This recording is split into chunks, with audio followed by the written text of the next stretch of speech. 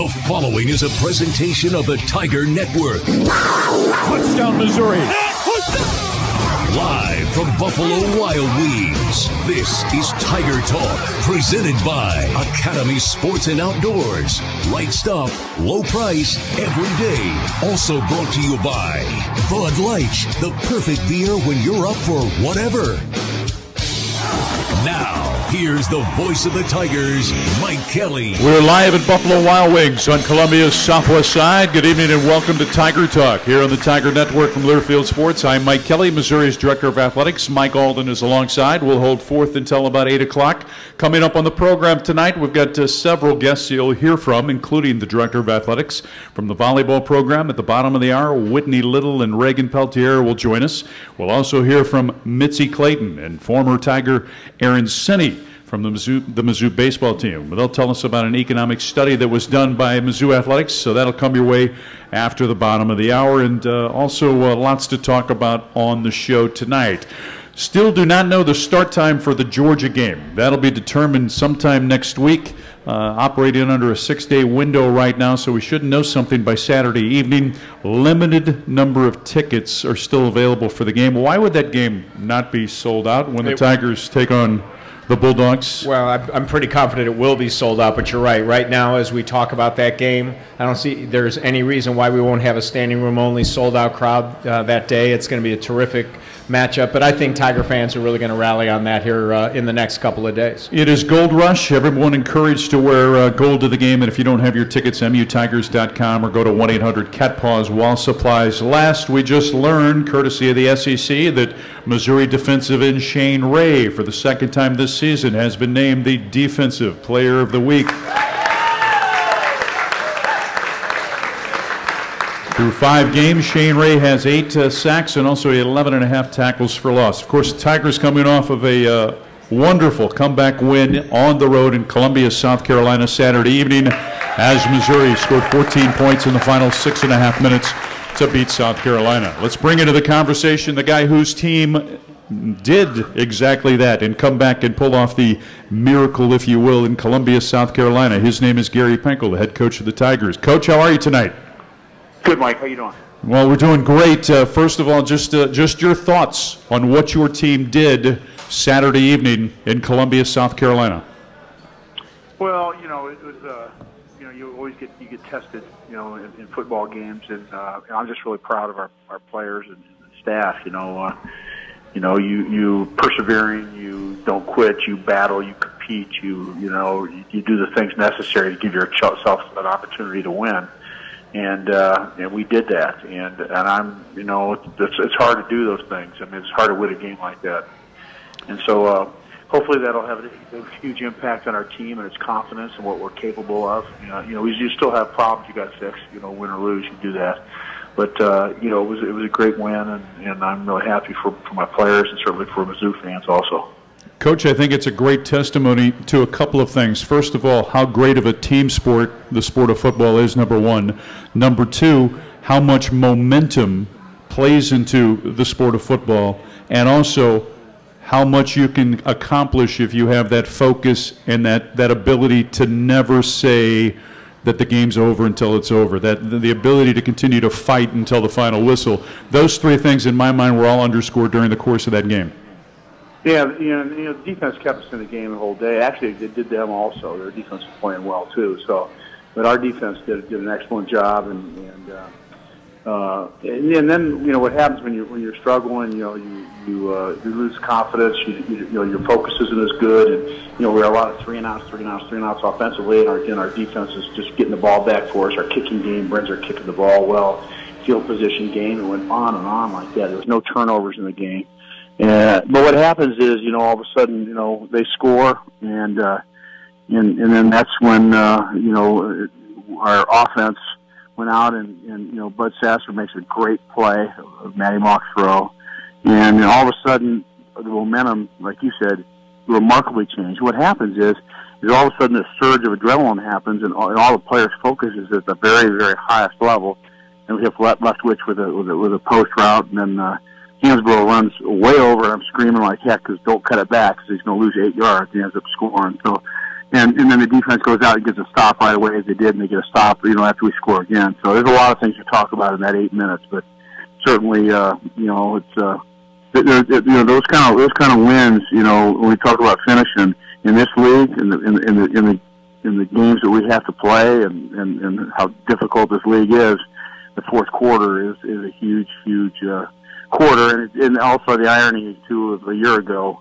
when they walked off, in the same type win in Columbia, Missouri, as we did in Columbia, South Carolina, Saturday night. Hey, Coach, thanks for your time tonight, and enjoy the bye week as your team continues to work to get better and get set to take on the Georgia Bulldogs coming up on October 11th. We appreciate it. Okay, and hi to all the fans there. I very appreciate it. Thank you.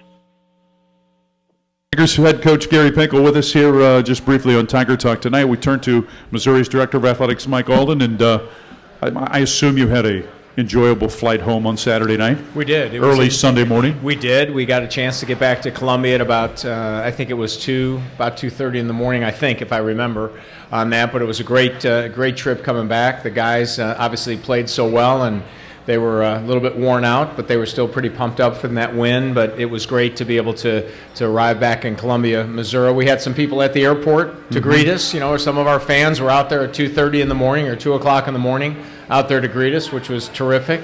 And but it was a lot of fun. How about the crowd you had in Columbia, South Carolina? Amazing. We sold somewhere, I think it was between 2,500 and 3,000 tickets for our fans in Columbia, South Carolina. So there's a little north of 80,000 people that fit into their football stadium. It was sold out. They had a great crowd that night.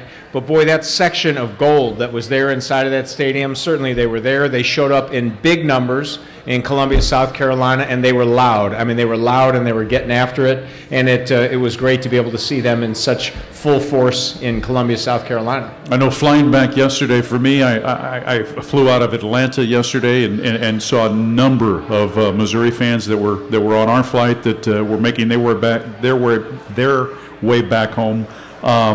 And that's the thing that I think underscores what's taken place over the last couple of years since moving to the SEC, is that more and more Missouri fans, at least in my opinion, are going to road games and going to some of these new venues that they haven't been before. They are. Our fans are really traveling at a high level. We didn't necessarily see that those last, really most of the years that I've been at Mizzou when we were in the Big 12.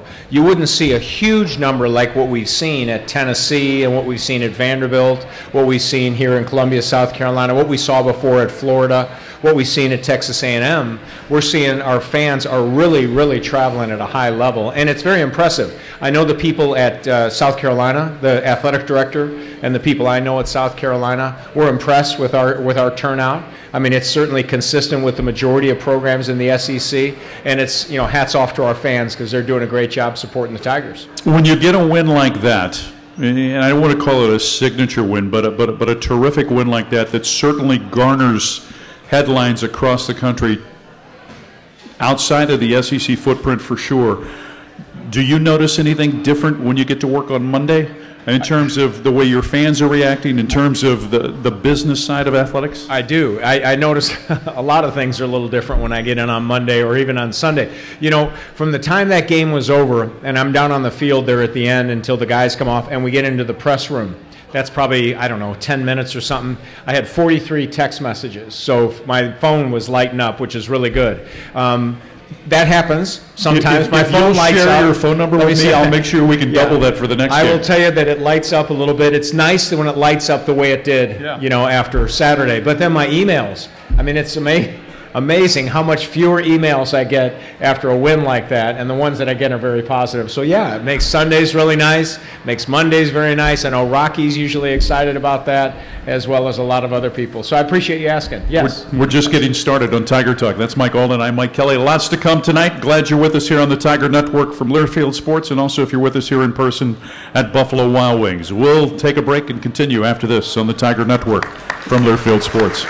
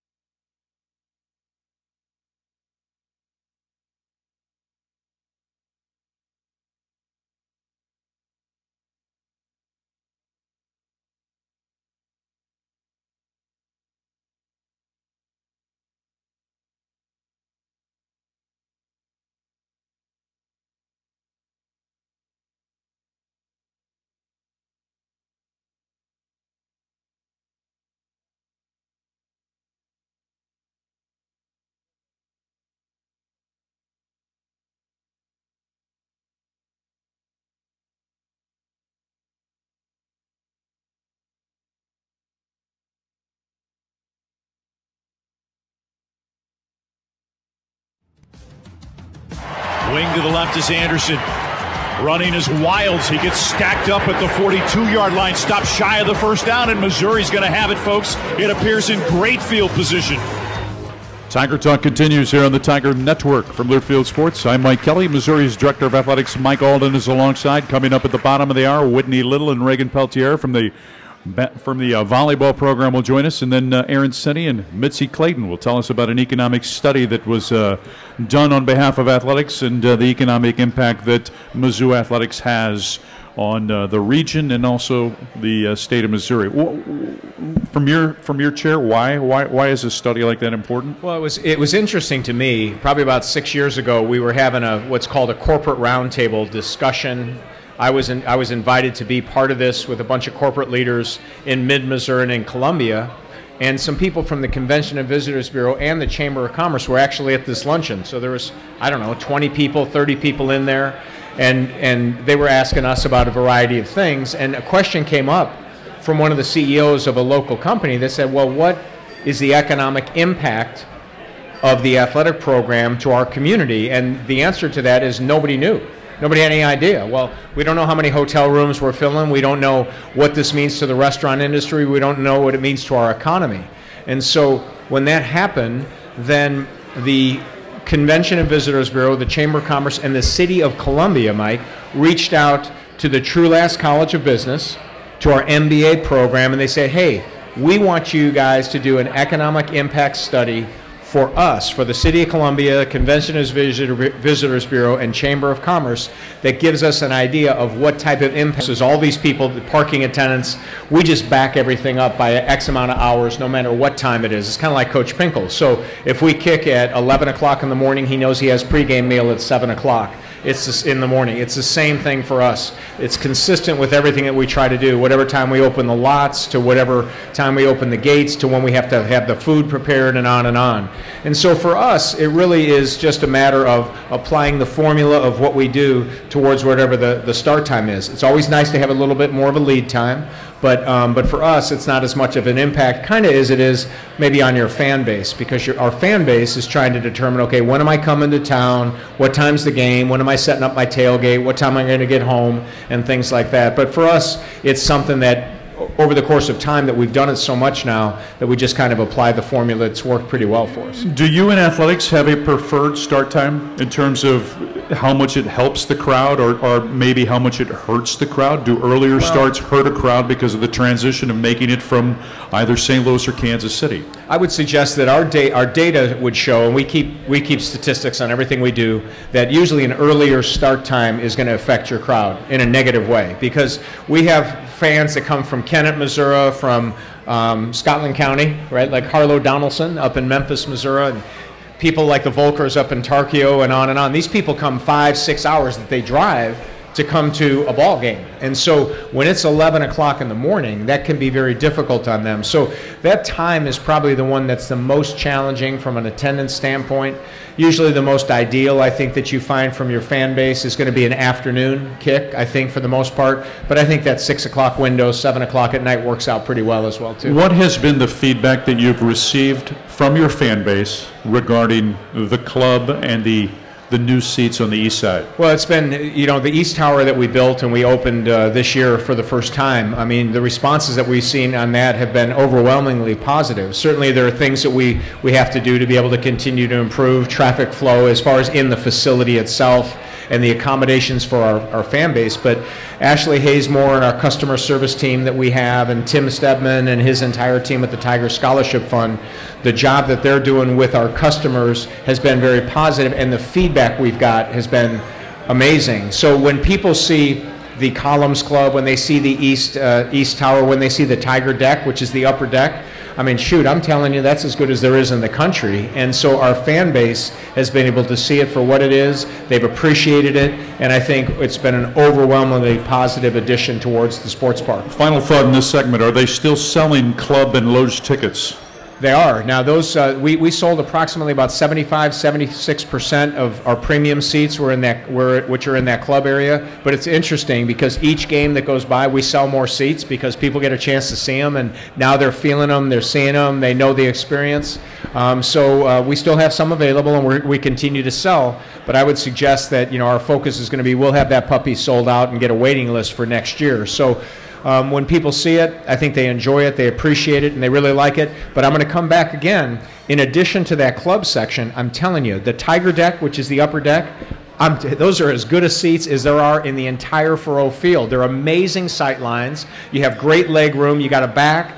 The concessions, restroom facilities, concourse, they're top-notch. It's an amazing view, and that's an area that I think our fan base, they've really responded to that as well, too. Academy Sports and Outdoors is a proud partner of Mizzou Athletics. Locations near you: Joplin, Springfield, Cape Girardeau, Overland Park, Olathe, now open in Belton. You can shop Academy Sports and Outdoors online at academy.com. That's Mike Alden. I'm Mike Kelly. More with the Director of Athletics at Mizzou up next here on the Tiger Network from Learfield Sports.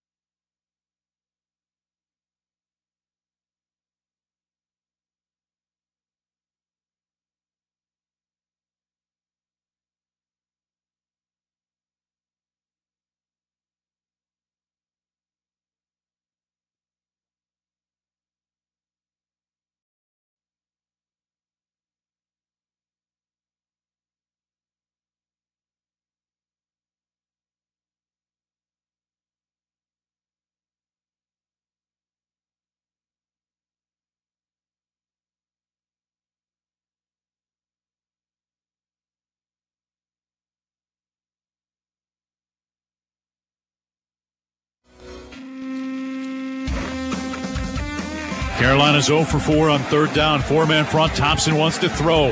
Flush to the pocket. He's going to be sacked by Shane Ray. Wendell's baby boy gobbles him up at the 13-yard line. Tiger Talk continues here on the Tiger Network from Learfield Sports.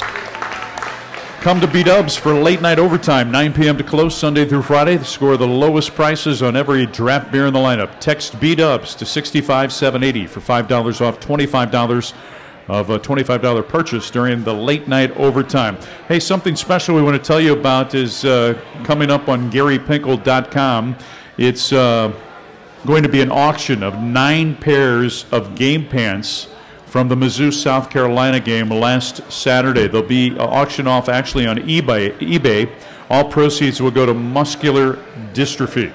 And then coming up Friday, October the 3rd at the Crossing Church in Columbia, Tigers on the Prowl is going to auction off one pair of pants from the game, and the proceeds will go also to charity as well. So check that out. More information at GaryPinkel.com. We are actually live on the internet right now. Mike Alden streaming the show, which is something a little bit different this year. I always like to ask you this question. Hot topics, the biggest hot topics right now, or the most hot topics. What's the thing that's trending now in college athletics? College athletics, okay. Well, I would say that the regovernance, now that it's going to be in place, as long as it doesn't get what's called overridden, which I don't believe it will, is the hottest topic certainly going on in college sports right now. And that's where 65 institutions, and it's funny, we've talked about this number for many years, you and I have. You have 65 institutions that have the ability to make some decisions that can benefit student athletes autonomously, which means that if this group makes decisions to do certain things, other schools can do it as well too, but they can't vote it down, you know? And that's the hottest thing that we have going, which part of that has to do with what's called full cost of attendance. So what you're going to see take place is you're going to see those 65 schools come together to try to determine how we can be able to award a scholarship that is reflective of what's called full cost of attendance, which is tuition, fees, books, room and board, and miscellaneous expenses. That's what that means. And so that's the biggest thing that's going. You'll see that that takes place. Certainly, I think there's a few other issues going on in college athletics right now. One thing that is one of the hottest topics, certainly, and I don't mean to say it that way because it's a serious issue, probably one of the most serious issues on any college campus, it's sexual assault. And I think that what you see taking place in sport right now is just a reflective of a major issue that we have going on college campuses. So the point is, in the NCAA and all of us as member institutions, being in an area which is the most visible of any of our universities, what are we doing to try to communicate the importance of awareness, the importance of respect, the importance of trying to make sure you're stepping up and making sure those kinds of things don't take place. But I would say that the governance issue, the full cost of attendance point, and this issue, which is a big issue, huge issue in our country right now, those are probably the hottest things that we're all working on at this time. If playing Division I athletics if it's a privilege, which I believe it is, why can we not have a zero tolerance policy when it comes to any type of arrest involving a student athlete? I think that, you know, as you look at that, I'd want to define that a little bit more, because I think that certainly there are certain transgressions that take place with students and student athletes that at some point, you know, those kind of transgressions can be real important teachable moments. There's no questions in those. But I think that when you start taking a look about violence, in particular about violence against women, I think that there's no reason why you shouldn't be looking at zero tolerance on those types of issues. There's no soundbite and there's no reality big enough to try to explain those types of issues. And so the point is, when you take a look at being tolerant of those types of issues, I think that that is absolutely inappropriate, that you shouldn't have to be tolerant of those. So to be able to use a broad brush and say it should be all transgressions, I think that's a little bit more challenging, because I think there are certain transgressions that are very good teachable moments, that are mistakes that people make. But when you start talking about violence, and in particular violence against women, I think that's a whole different level, and something that you have to address very directly, very emphatically, and right to the point. You're going to come back at about 7:50. We've got some guests coming up. Thanks for being here. Good. Appreciate it. Missouri's Director of Athletics, Mike Alden. I'm Mike Kelly. Coming up, we're going to talk a little volleyball with Whitney Little and Reagan Peltier after this on the Tiger Network from Learfield Sports.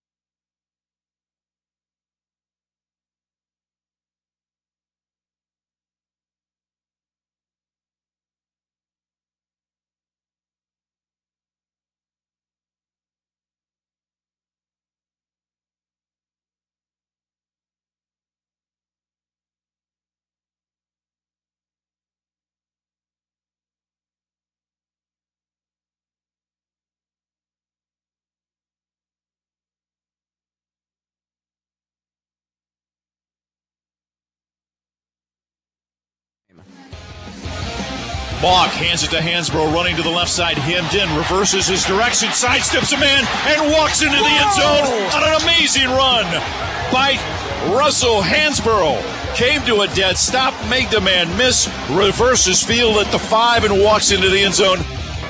Tiger Talk continues here on the Tiger Network from Learfield Sports. I'm Mike Kelly. Time now for our student athlete segment. And tonight we welcome a couple of members of the Mizzou volleyball team. In the meantime, we can tell you that Mizzou would like to thank Farmland Foods for their continued support of Tiger Athletics. Farmland Foods, passion for pork since 1959. Please welcome from the volleyball team a middle blocker from Keller, Texas, making another appearance on Tiger Talk. Her name is Whitney Little, ladies and gentlemen. And a outside hitter from Nixa, Missouri. Reagan Peltier is with us as well. Welcome. Thank you. How did you get stuck coming back and spending time with me again this year? Well, we heard there were free wings, so. Oh, free wings will make a difference, won't it? Mm-hmm. Reagan, thank you for being here. We appreciate it. Of course, thank you for having me. Your team is off to a 2-0 start in the SEC. Mm-hmm. For those that are keeping track, Mizzou has won 20 consecutive SEC matches. The defending SEC champion. The Tigers are 11-5 on the season. Let's go back, before we talk about this season, let's go back to a year ago. Okay. Going unbeaten through conference play. What did you learn about that run that helps you as a team this season? What did you learn during that process? We learned that we definitely have the confidence and the ability to compete with any team in the SEC. I know that my freshman year, 2 years ago, our very first year, we didn't necessarily have that confidence against going up against Florida and teams like that. But last year really taught us that we could compete with any team and win and beat them. For you, you started 10 matches a year ago. Mm-hmm. Again, what does that do for you in terms of your level of preparation for this season, having played on that stage, having competed as a starter in a smaller window, if you will, only 10 matches? How much did that help you coming into this season? It definitely helps in the sense that the court awareness and knowing what to expect. A lot of the returners from the other teams we're going up against them this year, and having played them before gives me the ability to scout and watch. Yeah, sure. Whitney, how about for you? As we talk about your team this year, 11-5 on the season, every team takes on a different personality. You integrate new players into each individual teams. Are the 5 losses kind of a growing pains thing, if you will, for your team? Would you say that? Yeah, I mean, I think that it's kind of it's normal. It's very normal to lose games. And I think that's just something that we had to learn, that last year was a great year for us, but it's not normal to go, 35-1. And so I think losing early kind of showed us that, it's okay, we can lose and we can still get back and win. And I think we're finally starting to be able to take that into consideration and really pull through in the SEC. When you look at your team, what are some of the things that you feel like as a group, as you continue into the SEC, and you'll play Wednesday at Ole Miss, and that'll be televised on SEC TV, what are some of the things you guys have to continue to improve upon this season? I think our biggest thing is just our serve and pass game. I think whenever our passing is in system, we're really hard to stop. And whenever we can get the other teams out of system with our serve, it makes it easier for us to get the points. And I mean, just being a young team this year, I think that a big thing is focus and making sure that everybody is knowing what their job is and their role is on the team. Coach Pinkel always talks, Reagan, about focus and having that razor-sharp focus each and every day in practice during the course of every game, every play. It's very important in the sport of volleyball too, correct? And so how do you maintain that? You just have to go one play at a time. After the set, you have to cover your hitters. You just have to be able to be thinking about the next play and keep that focus. You can't be focused on if you made a mistake in the past. You have to cover the balls. You have to get that first pass up. It's just, you are always having to think ahead. Couple more minutes with Reagan Peltier and also Whitney Little. You're from Keller, Texas. Yes. Why Missouri? Whenever I came to Mizzou, it was my first college visit. I didn't even know that there was a college in Missouri, and I loved it. I mean, I stepped on the campus, and I knew I was supposed to be here, and I took other visits, and I just didn't have the same feeling, and I loved the coaching staff and the atmosphere, and the team at the time was great, and so I just knew that I was meant to be here. What are you majoring in? I'm majoring in general studies. General studies. What would you like to do after you quit playing volleyball and once you receive your degree? Well, and you're young. You don't have to know exactly, but what are some of the general areas of interest? I know that I want to stay around sports and volleyball. I'm looking more into the sports, just the sports stuff. Sure, I got it, yeah. Reagan, how about for you? You're from Nixa, which is down in southwest Missouri. Mm-hmm. Were you always destined to go to Missouri? Was that a school that you wanted to be at when you were young, or how did you arrive here? I honestly never really thought, I always thought about going to college, but I was never, I'm born and raised in Missouri, or not born, but raised in Missouri. And so Mizzou has just always been a big, it's the college of the state, and I loved it coming here, so. Yeah. We know that the program itself has developed a reputation nationally. For you being an in-state product, just what was your thought process during the recruiting process when you finally heard from Mizzou? I was very excited to learn from Mizzou. When I was being recruited, we were in the Big 12 still, so getting to be able to have that rivalry with K-State, or Kansas and K-State, and them was a big draw for me. And then we moved to the SEC, and being able to play teams like Florida and Kentucky really drew me in, and I was a big pull. Big pool indeed. You guys are on the road coming up this week. You take on Ole Miss. Just a thought on playing the Rebels on Wednesday night, and what are some of the things as a team you have to do well to win the match? We really need to come in ready and prepared to win. I know this past weekend was a big weekend for us, and it's a really fast turnaround, so we need to be focused on that. Does starting 2-0 give you momentum, if you will, moving deeper into the schedule? Yeah, for sure. I think that it brings us a lot of confidence as a team. But I think that this coming week will be a true test with our first, road game for the SEC. Thank you, ladies. Great to see you, and good luck the rest of the way. Defending SEC champions, Reagan Peltier and also Whitney Little. Thank you, and have a great night. When we come back, we're going to talk a little bit about economic studies and athletics, the economic impact of athletics. We'll visit with Mitzi Clayton and also with Aaron Sinney, the former Mizzou baseball player. Up next on the Tiger Network from Learfield Sports.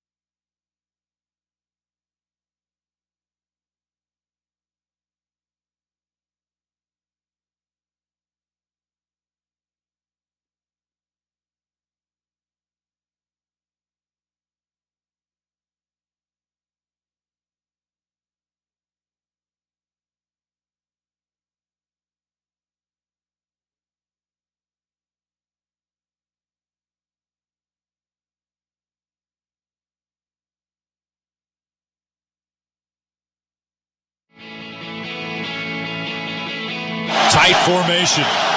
Vulcan in motion left. Mock takes the snap, hands to Hansbrough. Does he break the plane? No signal yet. Second effort, I thought he did. Where's the signal? There it is. Touchdown, Missouri!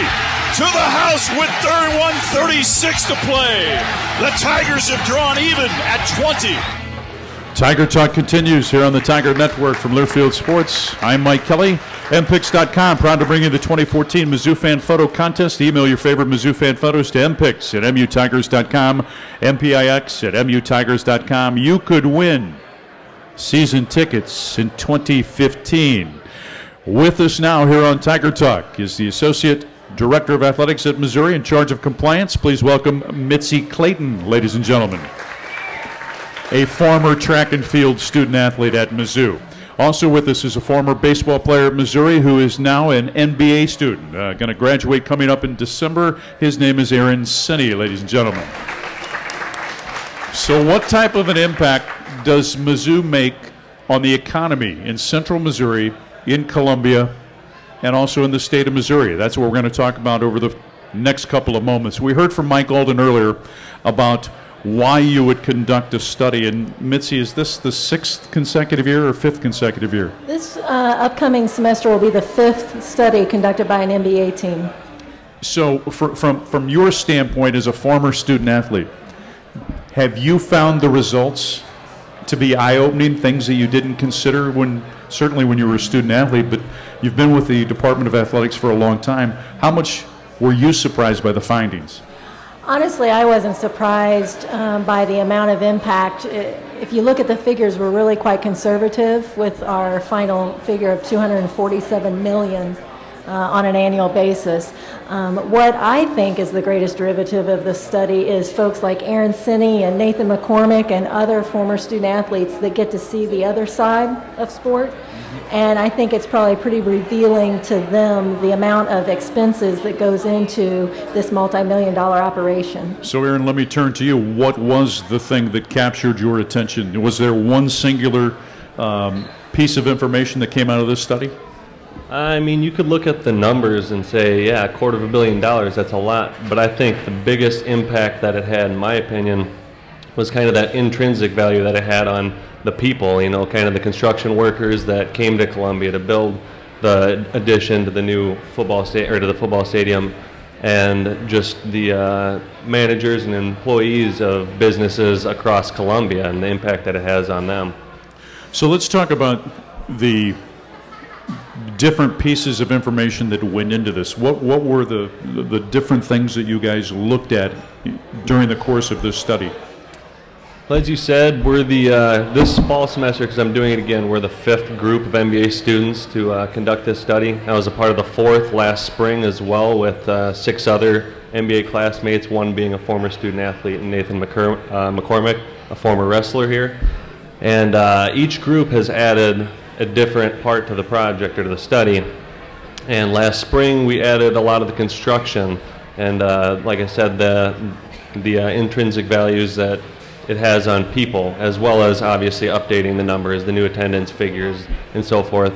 On top of that, we also went out and talked with the Columbia Regional Airport and Central Missouri Aviation about the impact that has on increased traffic coming into Columbia, and we found pretty staggering numbers there compared to, you know, even before, just 2-3 years ago when we were in the Big 12, or 2-3 years prior to last year.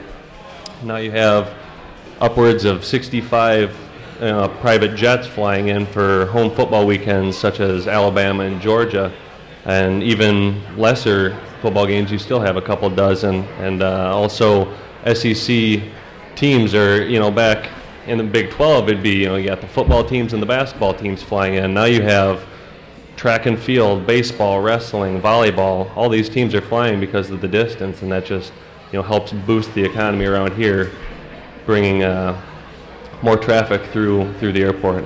Did you also take into consideration, for either one of you, the cost on a Tiger fan and that family? You know, what's been the cost for them? Has that increased over the last couple of years as the move has been made to the SEC? In terms of their disposable income, has that been impacted by the move? I don't know exactly what it was before, but I know on average your fan will spend about $90 per game when they come in. That's an average between in-town and out-of-town fans.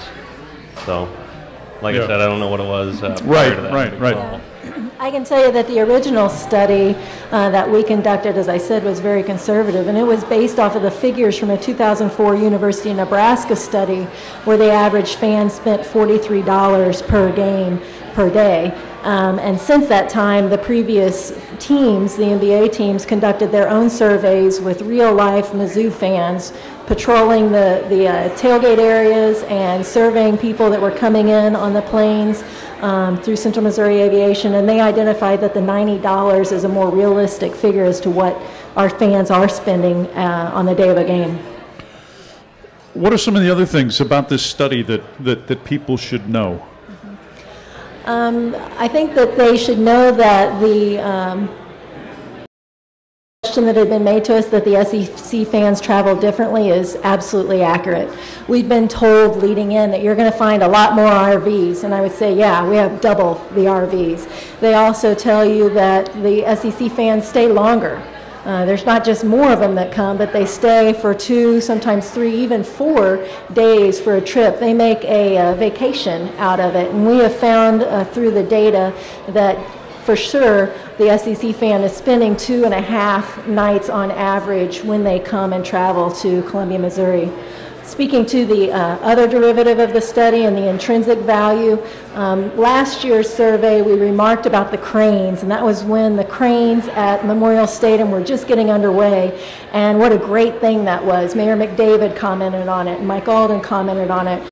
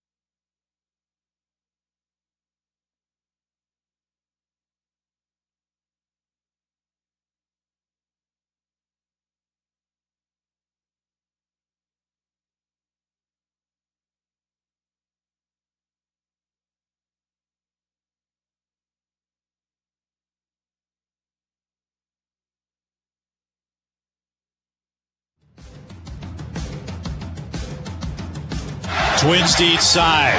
Thompson takes the snap, looking downfield, flushed, throws it, soft pattern, is broken up on the sideline. Ball game. Bingo! Missouri gets it back with one. Tiger Talk continues here on the Tiger Network from Learfield Sports. I'm Mike Kelly. Mike Alden is alongside as we continue here on the final moments of the show.